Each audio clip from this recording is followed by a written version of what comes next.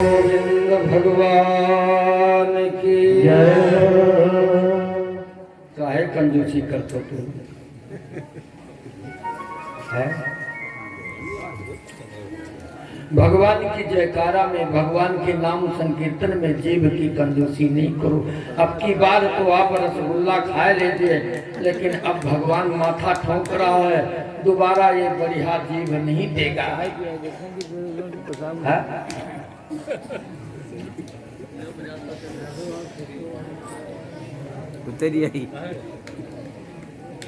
जिन्होंने परमात्मा का नाम नहीं लिया तो जीवा सती दारुदुल के वसूत नचोप गायक तुर गाएगा था। उसकी जीव क्या होती है? दादुर जी समाना। जीवा सती दारुदुल के वसूत। दादुर माने मेढक। आषाढ़ का महीना जब आता है ना, तब पीले पीले भक्कू मेघा देखा मेड़ पर बैठे रहते हैं। अब क्या बोलते हैं?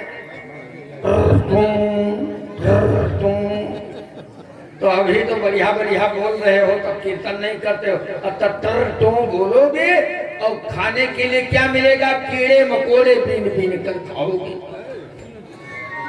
तो आए हुए अपने सौभाग्य को वापस न जाने दो। कहीं ऐसा न हो फिर मेघा बन जाए पर जीव मत बचो है। सच्चिदानंद भगवान की कुछ तो दहशत पैदा भाग कोई बात नहीं, भुला जाए फिर। सभी लोगों ने मिलकर कीर्तन किया। और ब्रह्मा जी क्या? पुरुषम पुरुष सूक्तेन उपतस्थे समाहिता। ब्रह्मा जी तो वेद के ज्ञाता हैं। वेद मंत्रों के द्वारा, पुरुष सूक्त के द्वारा, सहस्र शीर्षा पुरखा 8 जो 16 सूक्त है, उससे ब्रह्मा जी स्तुति करने लगे। अतः आप लोग निराश मत होइए कि हम संस्कृत नहीं पढ़े हैं, हम वेद नहीं पढ़े हैं, तो भगवान हमसे नहीं पूछेंगे। जो तुम्हारी भाषा हो, अपनी भाषा में भगवान से स्तुति करो। गलती न करो, संस्कृत न पढ़े हो तो संस्कृत में स्तुति न करो। रकार मकार अनुस्वार कहूं अंतर पड़ी तो गलत हो जाए। इसलिए ये संस्कृत नहीं पढ़े हो तो कोई बात नहीं, अपनी भाषा में, अपने भाव में भगवान को रिझाओ।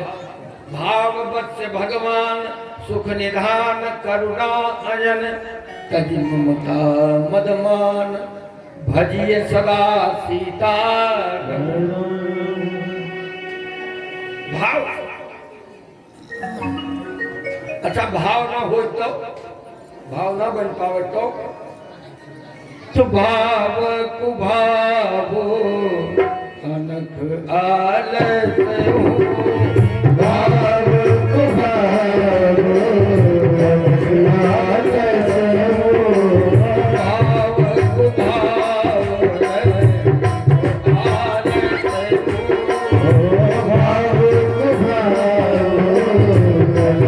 आलस हो। भाव कुभावो अनख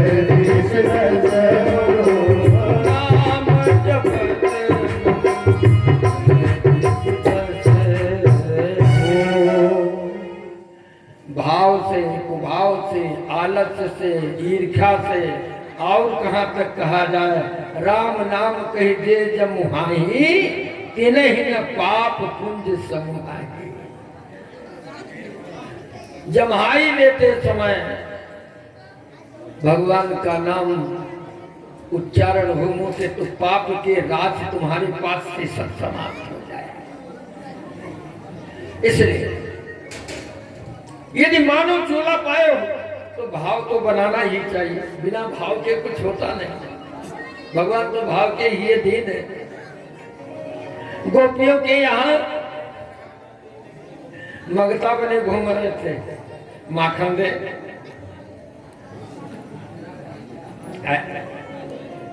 सारे संसार का दाता मंगता बना घूम रहा है, क्यों? उन गोपियों का भाव था कन्हैया मेरे हाथ का कुछ सेवन करे। अब हम आप कौन है? वही मानो चोला हमको भी मिला है, हम क्यों ना भाव से भगवान की पुकार किया तो भगवान का दर्शन तो नहीं हुआ। अभी हमने बताया है, जो भगवान को चाहता है उसको भगवान मिलते हैं, और जो भगवान से चाहता है तो जो चाहता है वो तो मिल जाएगा, लेकिन भगवान नहीं। गिरंग समाधि गगने समीरिता निसम्य बेधार त्रिदशानुवास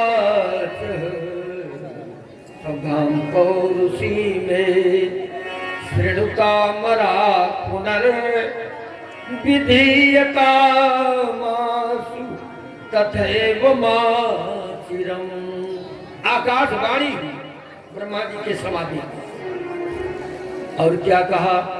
हे ब्रह्मा, मैं जैसे कह रहा हूँ वैसे वैसे जाओ सब देवता लोग मिलकर को। ब्रह्मा ने कहा सरकार क्या करें? दिखाई नहीं देते, आकाशवाणी हो रही, क्या करें? कहा जितने देवता हो सब अपने अपने स्त्रियों के सहित अंशावतार चलो ब्रजमंडल में ले। 84 कोष ब्रजमंडल है ना, वहाँ सब अपने अपने अंशों से स्त्रियों सहित चलो। बोले महाराज हम तो चले ठीक है, लेकिन वहाँ स्त्रियों की क्या जरूरत है? वहाँ तो लोहा बजाना पड़ेगा, समरांगण में तो लोहा लेना पड़ेगा, चुड़िया बजावे के लिए चले हैं।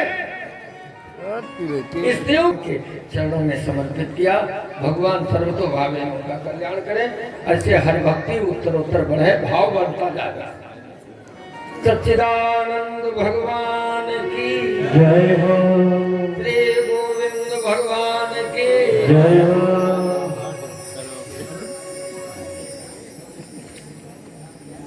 इसलिए कि भगवान अकेले अवतार नहीं लेंगे, एक होते हुए दो रूप धारण करके अवतार लेंगे, राधा और कृष्ण।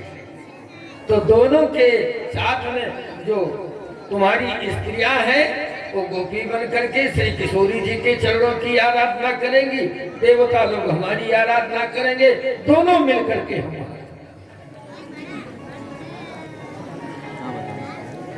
सारे देवता अपने स्वम स्वम धाम तदाजु अपने अपने धाम चले गए है, और अंशावतार लेना शुरू किया। जितने ब्रजवासी हैं ना वो मनुष्य नहीं है, वहां के गऊ, वहां के वृक्ष, कांटे, फूल सब देवता के अंश से अवतार लिए हुए हैं। ब्रज में कोई जड़ तत्व है ही नहीं है, सब चेतन है। भगवान की सेवा के लिए उनके अंतर बन करके आ रहे हैं। अच्छा चलो ठीक है, इधर तो उपक्रम हो गया, आगे क्या हुआ सरकार?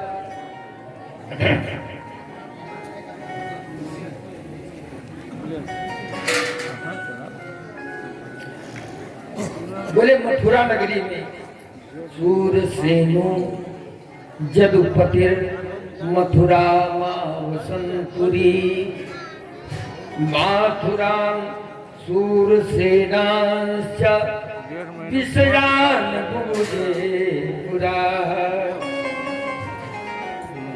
मथुरा नगरी में वृषवंशियों का राज्य था, जिसमें एक राजा हुए आप। कथा को हम समेटते चलेंगे, आप लोग थोड़ा ध्यान दीजिए। अब कितनों समेटे तो इतना बड़वार में हमारा फैल चुका है कि उसका सिकोरत को प्रयास करी।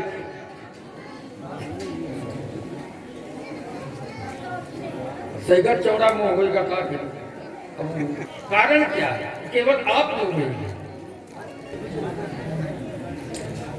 अच्छा चलो, सबसे पहले राक्षस की उत्पत्ति हो, भगत और भगवान तो बाद में आएंगे। जब तक राक्षस नहीं आएगा तब तक भगवान कैसे आएगा? पहले तो अवतार राक्षसों का ही होता है, और जब वो हाहाकार मचाते हैं दुनिया में, तब भक्तों की रक्षा करने के लिए भगवान बाद में ही आते हैं, पहले वो ही आते आतंकवादी। तो मथुरा में एक आहुत नाम के राजा थे। आहुत के दो बेटे, उग्रसेन और देवक, दो बेटे।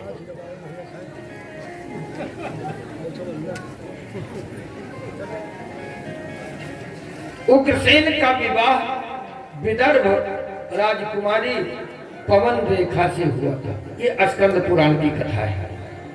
अब पद्म पुराण में कथा आती है, विदर्भ का तो नाम लेते हैं लेकिन उसका नाम पद्मा होती है।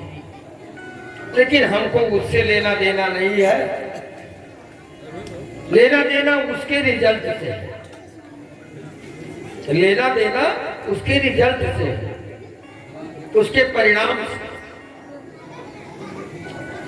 विदर्भ राजकुमारी के साथ महाराज उग्रसेन का विवाह हुआ। एक बार पवन रेखा अपने मायके गई। ध्यान दीजिएगा, ये कथा उपदेशात्मक है और संसार में सतर्क रहने की बात है। पवन रेखा गई, कुछ दिन वहां रह गई। महाराज उग्रसेन के प्रति ममता था, एक पतिव्रता नारी थी। तो काफी समय बीत गया। एक दिन अपने सखियों के साथ उपवन में घूमने गई।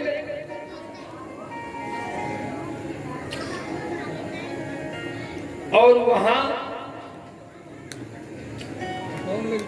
दुर्मलिक नाम का राक्षस था। अच्छा, राक्षस किसे कहते हैं?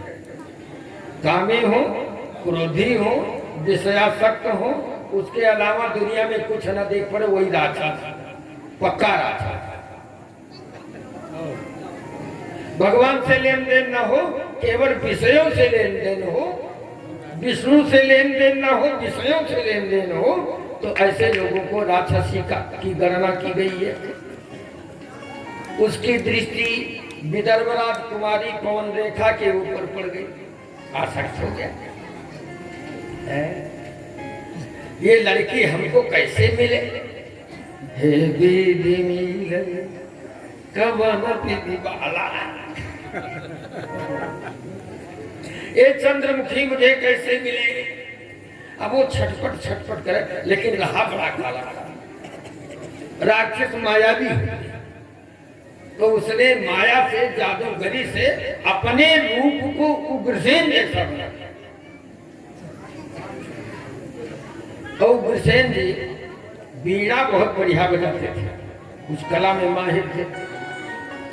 एक पत्थर की चट्टान पर बैठा उग्रसेन का रूप बनाए और ताल फेर रहा था। पवन रेखा ने सोचा कि इतना सुंदर बीड़ा वादक हमारे स्वामी जी के अलावा और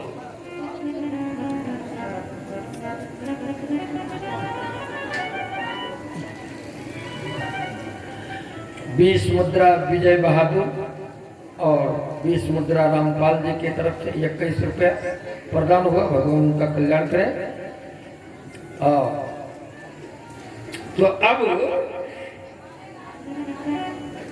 अपनी जो सखियां थी उनको भेजा, देखो हमको तो लगता है तुम्हारे जीजा जी आए हैं। वे देखी, हाँ हाँ है तो जीजे जी, क्योंकि रूप जीजा का बनाए,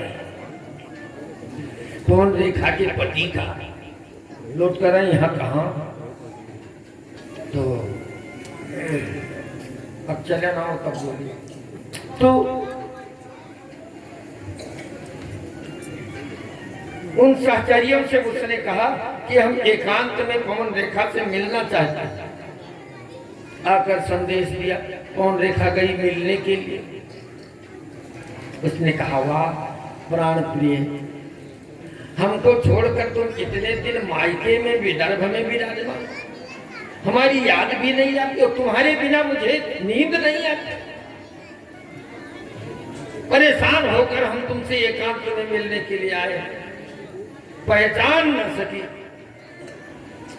लेकिन क्या गजब है, होनी बड़ी प्रबल होती है।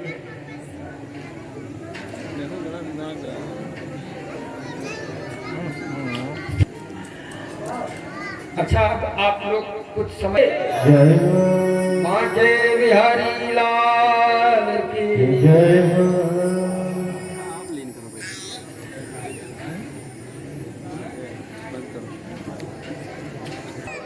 हम निवेदन कर रहे थे कि उस दुर्बलिक राक्षस का और पवन रेखा महारानी उग्रसेन के पत्नी का मिलाप हुआ और वहीं उसने अपनी कामना दर्शाई, संभोग किया, लेकिन संभोग करते समय उसके शरीर से बदबू आ रही थी। तब चौकी पवन रेखा, तो कोई लक्षण देखा होगा कि जो हमारे पति में लक्षण था वो इसमें नहीं है।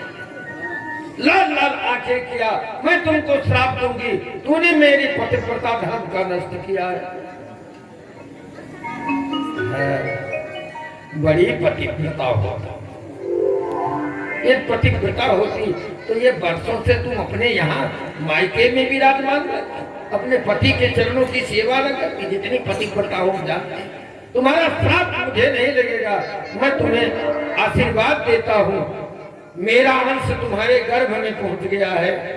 देवदानव वंदिता, जिसकी देवता और राक्षस सभी वंदना करेंगे, सभी सम्मान देंगे, सब थर-थर कांपेंगे, ऐसा बालक तुम्हारे गर्भ से जन्म। अब तो गर्भवती हो गई। हमारे शास्त्रों में कहा गया है, नारी जात को स्वतंत्र होकर के नहीं घूमना चाहिए, ये स्वतंत्रता का परिणाम। सरकार तो कह रही है नारी और नर होगे, तुम्हारी क्या औकात है। मर्यादा में रह करके पढ़ो लिखो, सर्विस करो, सब कुछ करो, लेकिन अपनी मर्यादा में रह करके। मूर्ख रहने के लिए नहीं बताया, पढ़ो लिखो विदुषी बनो, लेकिन अपनी मर्यादा का ख्याल रखो। पिता रक्षति कौमारी कौमारे, भर्ता रक्षति यौवने। पिता रक्षति कौमारे, भर्ता रक्षति यौवने। पुत्राश्चास्थविरे रक्षे, नास्त्री स्वातंत्र्यमर्हति।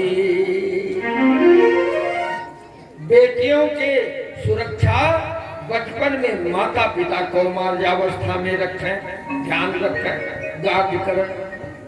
और जैसे वो युवावस्था को प्राप्त होने लगे, किसी सुजोग वर के हाथ में सौंप दीजिए, तो जवानी की अवस्था में पति उसकी सुरक्षा करे। और जब बुढ़ौती आती है तो पुत्राश्चास्थविरे रक्षे, अस्थविरे पुत्राः रक्षेत। अस्थविर अवस्था में, वृद्धावस्था में बेटा उसकी सुरक्षा करे कि दीदी कहीं किसी के घर जाए पर पंच न करें, खुपड़ी दूरा जाए। बुढ़ियन के बड़ा परपंचा होता है, तो उनको लड़के हमेशा हावी रहे। नास्त्री स्वातंत्र मर्हति, स्त्री जाति कभी स्वतंत्र नहीं है। मानस में भी गोस्वामी जी ने कह दिया। महावृष्टि चली फूटी यारी,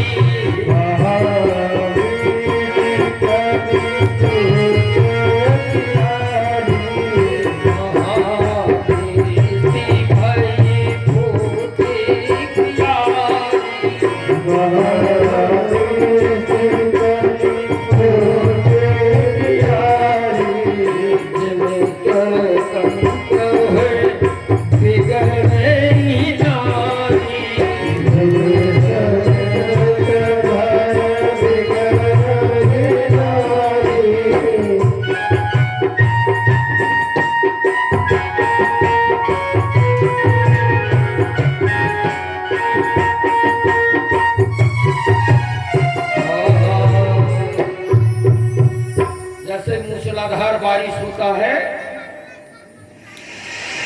पेड़ टूट जाता है ना। ऐसे ही जवानी की अवस्था बड़ी खतरनाक होती है, अति वर्षण होता है, वही मेड़ टूटा था। सच्चिदानंद भगवान की जय हो। उसके द्वारा वैसे कई बेटों का जन्म हुआ, लेकिन सबसे बड़े बेटे का जन्म हुआ, वह को नाम क्या है? कंस। क्या नाम है? कंस। कंस नाम क्यों पड़ा भैया? बालक का जब जन्म हुआ तो बड़े विचित्र ग्रह ग्रहीत था। पंडितों ने बताया, विद्वान लोग होते नहीं जो किसी, उन्होंने बताया कि महाराज ये तुम्हारे लिए घातक बनेगा। पुत्रों ने इस शत्रु के रूप में जन्म लिया। बोले तब क्या करें? कहा इसको आंख से ओझल कर दो। आंख से ओझल कर दे? हाँ। तो आंख से ओझल करने के दो उपाय हैं, या तो उसको विनाश कर दिया जाए और या किसी दूसरे को जिसके पास बच्चे न हो जाए ले जाए पाल ले, ये भी तो। लेकिन वहां उग्रसेन ने ये नहीं किया। उग्रसेन ने चटपट रेशम के वस्त्र में उसको लपेटवाया नार विमान समेत, और ये कांस पात्र में संदूक में बंद कर दिया। और बंद करके नौकरों को कहा ले जाओ इसे जमुना में फेंक दो। लेकिन जाको राखे साइया मारी सके ना। जिसकी आयु है उसकी वायु क्या कर सकती है भैया? कितनों वायु है। ले गए फेंक दे। अच्छा, मथुरा से थोड़ी दूर पर आगरा रोड पर एक सौरसेनी कस्बा पड़ता है, जो लोग गए होंगे जानते। सौरसेनी, तो वहां जदुवंशी क्षत्रिय लोग रहते थे, जो किटकिना राज्य पाए हुए थे। उनका नाम था सूरसेन। अब सूरसेन के एक बेटा था, वह को नाम वसुदेव है। क्या नाम है? वसुदेव है।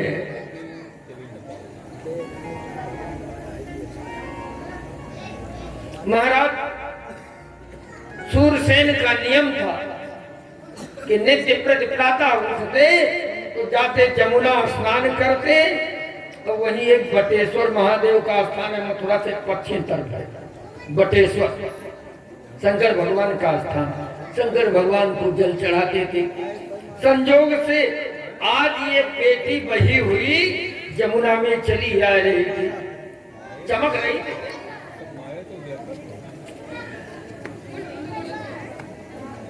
सूरसेन जी ने सोचा कि हो ना हो, या तो कुछ माल मुद्रा उसमें होगा, लाओ लपक कर उसे निकाल लाओ।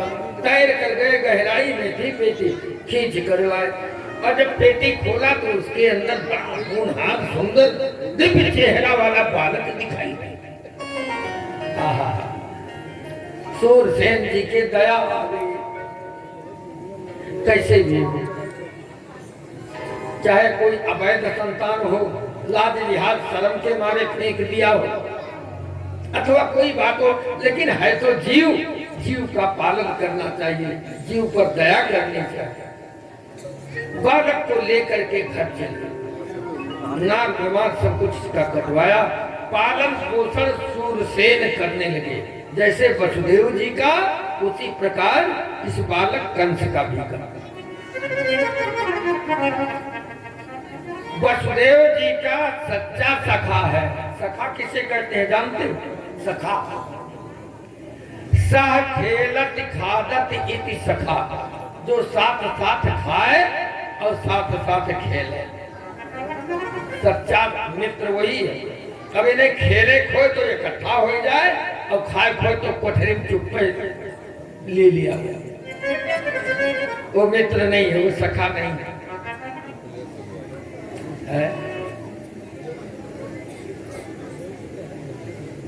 साथ साथ पढ़ते सब कुछ करते, सैन्य वसुदेव जी हो। अच्छा, उग्रसेन को ये पता है कि हमने फेंकवा दिया था वो तो खत्म हो गया। उनके जानबूझ में यही है।